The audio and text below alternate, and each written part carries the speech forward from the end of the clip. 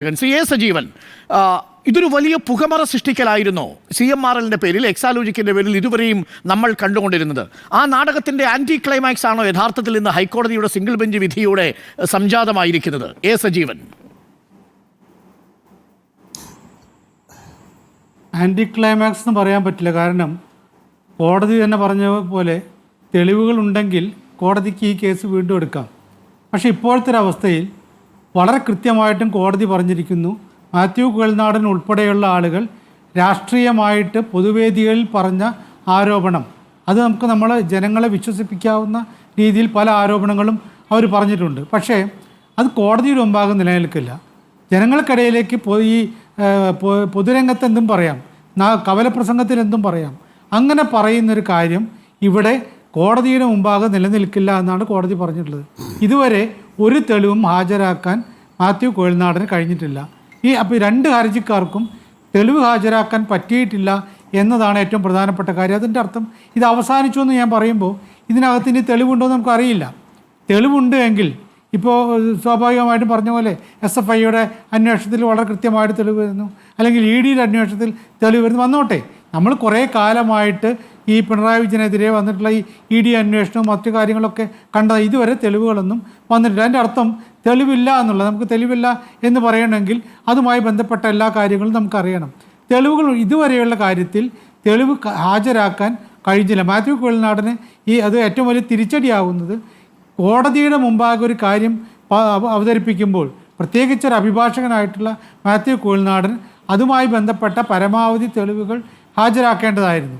അദ്ദേഹത്തിന് ഒരു തെളിവും ഹാജരാക്കാൻ പറ്റിയില്ല. അത് മാത്യു കുഴൽനാടൻ എന്ന ഹർജിക്കാരന് മാത്രമല്ല, മാത്യു കുഴൽനാടൻ എന്ന കോൺഗ്രസ് നേതാവിന് മാത്രമല്ല, കോൺഗ്രസ് പാർട്ടിക്ക് UDFന് മൊത്തമായിട്ടുള്ള ഒരു തിരിച്ചടിയായിട്ട് മാറും. കാരണം ഇത്രയും കാലവും പൊക്കിപ്പിടിച്ച് കൊണ്ടുവന്നൊരു കാര്യം അത് പെട്ടെന്നില്ലാതായിരിക്കുന്നു. ഇപ്പോൾ ശ്രീകുമാർ പറഞ്ഞില്ലേ, ഞങ്ങളിതാ ഈ കഴിഞ്ഞില്ലല്ലോ, ഇപ്പോൾ സിംഗിൾ ബെഞ്ചിലായിട്ടുള്ളൂ, ഡിവിഷൻ ബെഞ്ച് അതങ്ങോട്ട് പോയിക്കോട്ടെ, സുപ്രീം കോടതി വരെ പോകുന്നതിൽ തെറ്റൊന്നുമില്ല. പക്ഷേ ഇതുവരെ അപ്പോൾ ആദ്യം വിജിലൻസ് കോർട്ടിലോ അല്ലെങ്കിൽ ഇപ്പോഴത്തെ ഹൈക്കോടതി സിംഗിൾ ബെഞ്ചിലോ കൃത്യമായ എന്തെങ്കിലും തെളിവിൻ്റെ ചെറിയ അംശം പോലും ഹാജരാക്കാൻ പറ്റിയില്ല എന്നത് ഈ കേസുമായി മുന്നോട്ടേക്ക് ആരോപണം നടത്താമായിരുന്നു. അവർക്ക് രാഷ്ട്രീയമായിട്ടുള്ള ആരോപണങ്ങളൊക്കെ നടത്താം. പക്ഷേ ഈ കേസുമായിട്ട് മുന്നോട്ടേക്ക് പോകുന്ന സമയത്ത് സ്വാഭാവികമായിട്ടും അതിന് തെളിവ് വേണ്ടിയിരുന്നു. തെളിവില്ലാതെ വരുമ്പോൾ, ഇപ്പോൾ ഈ വാർത്ത വരുമ്പോൾ ജനങ്ങളുടെ മുമ്പാകെ എന്തായി? ഈ ജനങ്ങളുടെ മുമ്പാകെ ഇപ്പോൾ ഈ ചർച്ച കേൾക്കുന്ന ആളുകളുടെ മുമ്പിൽ എന്തായിരിക്കും അവർ തോന്നൽ? അവർക്കറിയാം ഈ തെളിവില്ലാതെ പോയി, ഉണ്ടയില്ലാത്ത വെടിയാണ് ഈ മാത്യു കുഴൽനാടൻ വെച്ചത് എന്നൊരു തോന്നലുണ്ടാക്കും.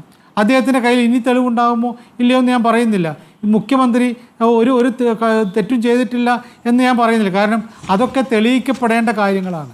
ഇതുവരെയുള്ള കാര്യത്തിൽ മുഖ്യമന്ത്രിക്കെതിരെ തെളിവില്ല എന്നുള്ളതുകൊണ്ട് അദ്ദേഹത്തിന് ഇനിയും അദ്ദേഹം കള്ളനാണെന്നോ കാട്ടുകള്ളനാണ് എന്നൊക്കെ രീതിയിൽ പറയുന്നത് തെറ്റായ കാര്യമാണ്. സ്ഥാപിക്കാൻ രാഷ്ട്രീയമായിട്ട് അങ്ങനെയൊക്കെ പറയാൻ പറ്റുമെങ്കിൽ പോലും അതൊരിക്കലും നിയമപരമായിട്ട് നിൽക്കില്ല. അതാണ് കോടതി. പക്ഷേ അപ്പോഴും ചോദ്യം, നേരത്തെ വിധിയിൽ 63ാമത്തെ പേജിൽ 63ാമത്തെ പാരഗ്രാഫിൽ പറയുന്നത്, in the present case the complaint could only place certain materials highlighting suspicions based on the allegations in the complaint and not facts constituting the offence alleged. ഈ ആരോപിക്കപ്പെട്ടിരിക്കുന്ന കുറ്റം തെളിയിക്കുന്ന ഒരു വസ്തുതയും ഹാജരാക്കാൻ സാധിച്ചിട്ടില്ല എന്ന് മാത്രമല്ല, സംശയം എന്ന് തോന്നിപ്പിക്കുന്ന ചില മെറ്റീരിയലുകൾ മാത്രമാണ് തന്നത്. അങ്ങനെയുള്ള മെറ്റീരിയലിനെ പുറത്തൊരു അന്വേഷണം പ്രഖ്യാപിച്ചാൽ അത് ഈ പൊതുപ്രവർത്തകരുടെ അന്തസ്സിനേൽക്കുന്ന കളങ്കമാകും എന്നാണ് പറഞ്ഞിരിക്കുന്നത്. പക്ഷേ ഇവിടെ ഒരു പ്രധാനപ്പെട്ട കാര്യമുണ്ട്. ഈ സംശയകരമായ മെറ്റീരിയൽ എന്താ? ഈ 1.72 കോടി രൂപയാണല്ലോ ഒരു പ്രധാനപ്പെട്ട വസ്തുതയായിട്ട് ചൂണ്ടിക്കാണിക്കുന്നത്.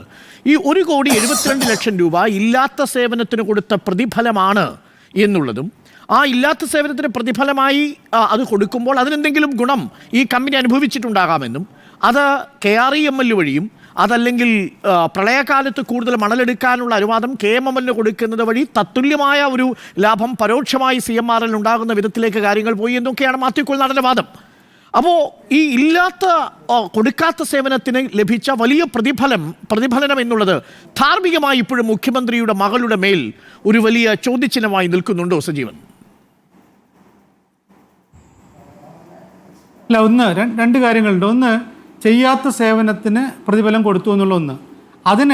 അത് സ്വാഭാവികമായിട്ടും ചെയ്യാത്ത സേവനത്തിന് പ്രതിഫലം കൊടുത്തിട്ടുണ്ടെങ്കിൽ രണ്ട് കമ്പനികൾ, എക്സാലോജിക്കും CMRL തമ്മിലുള്ള കരാറാണ്. അത് സാധാരണഗതിയിൽ എനിക്ക് തോന്നുന്നത്, ഞാൻ പണ്ടേ ഈ ചർച്ചയിൽ അഭിപ്രായപ്പെടാറുള്ള കാര്യം, ഇത് ഒരു AMC ആവാനുള്ള സാധ്യതയുണ്ട്, ആനുവൽ മെയിൻ്റനൻസ് കോൺട്രാക്റ്റ്. ആ കോൺട്രാക്റ്റിൽ സേവനം ചെയ്താൽ, സാധാരണ ഒരു AMCയിലും സേവനം കിട്ടിയാൽ മാത്രമേ പ്രതിഫലം കൊടുക്കൂ എന്ന് പറയാറില്ല. അതാവാനാണ് സാധ്യത. ഞാനത് ഉറപ്പിച്ച് പറയാം. സാധാരണ AMC ഉണ്ട്, കൺസൾട്ടൻസിയും ഉണ്ട്, രണ്ടുമുണ്ട്. അതെ. അപ്പോൾ അങ്ങനെയാണെങ്കിൽ ആ കോൺട്രാക്റ്റിൽ നിങ്ങൾ ചെയ്തു തരുന്ന സേവനത്തിന് പ്രതിഫലമായി ഇത്ര തരാം എന്ന് പറയുന്നുണ്ടെങ്കിൽ ആണ് നമ്മൾ അത് തെറ്റാണെന്ന് പറയാം. അപ്പോൾ ഇതുവരെ വന്നിട്ടുള്ള വാർത്തകളിൽ അല്ലെങ്കിൽ ഇതുവരെ വന്നിട്ടുള്ള തെളിവുകൾ വെച്ചുകൊണ്ട് ഈ കോൺട്രാക്റ്റ്, ഈ രണ്ട് സ്ഥാപനങ്ങൾ തമ്മിലുള്ള കോൺട്രാക്റ്റിൽ സേവനം ചെയ്താൽ മാത്രമേ പ്രതിഫലം കൊടുക്കാവൂ എന്നുള്ള ഒരു വ്യവസ്ഥ ഉണ്ടായതായിട്ട് നമ്മൾ ആരും അറിഞ്ഞില്ല. ഇതുവരെ ആരും പറഞ്ഞിട്ടില്ല. ഇതുവരെ ഇതുമായി ബന്ധപ്പെട്ട ഒരു ചർച്ചയിൽ അത് പുറത്തേക്ക് വന്നിട്ടില്ല.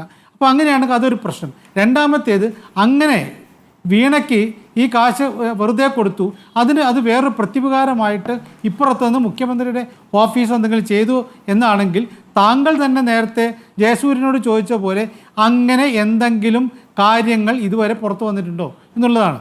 മുഖ്യമന്ത്രിയുടെ ഓഫീസിൽ നിന്ന്, അതായത് ഏതെങ്കിലും മുഖ്യമന്ത്രിയല്ല, പിണറായി വിജയൻ മുഖ്യമന്ത്രി ആയതിനു ശേഷം എക്സാലോജിക്കിന് CMRL കൊടുത്തിട്ടുള്ള ഈ പ്രതിഫലത്തിന് വേണ്ടിയിട്ട്, ചെയ്യാത്ത സേവനത്തിനുള്ള പ്രതിഫലത്തിന് വേണ്ടിയിട്ട് പ്രത്യുപകാരമായി എന്തെങ്കിലും ചെയ്തിട്ടുണ്ടോ? അത് ഇതുവരെ പുറത്തേക്ക് വന്നില്ല.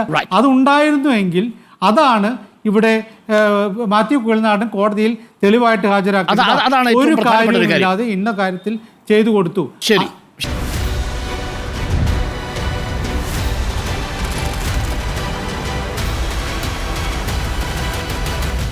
Debate with Dr. Arun Kumar.